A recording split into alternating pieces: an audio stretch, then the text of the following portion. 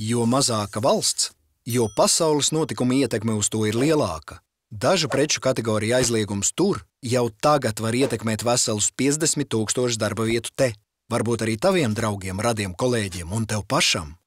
Bet šī jau nav pirmā reize. Mēs zinām, kādus nospiedumus uz mūsu ekonomiku var atstāt karš, augstais karš un sankcijas, tikai rīkojamies mēs aizvien tāpat.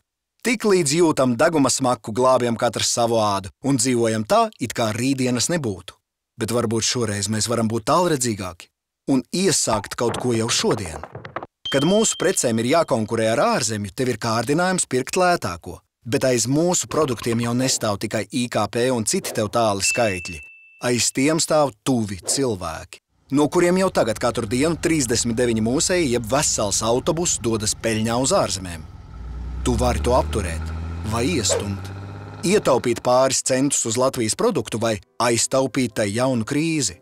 Katra mūsu ikdienas izvēle šodien nosaka to, kāda būs Latvijas ikdiena rīt. Tāpēc dziedāšanu šoreiz aizvietosim ar darīšanu. Ja ik viens no mums pirks vietējās preces tikai par 10% vairāk, kopā mēs izglābsim veselus 20 000. Darba vietu? Nē, reālu cilvēku.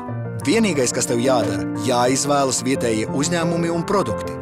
Vienalga, vai tas būtu piens, ābols, šampūns, krēsls, krakls, cements, aviokompānija vai koncerts.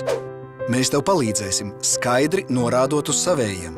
Ekonomika jau neveido skaitļi, to veidojam mēs paši. Katru reizi izvēloties produktu no ārzemēm, tu aizsūti prom cilvēku no Latvijas. Tāpēc atstāj svešos produktus plauktā un savējos cilvēkus mājās. Pērc vietējo, vairo savu un Latvijas labumu. Nosūti šo video draugiem, lai arī viņiem tas iet labumā.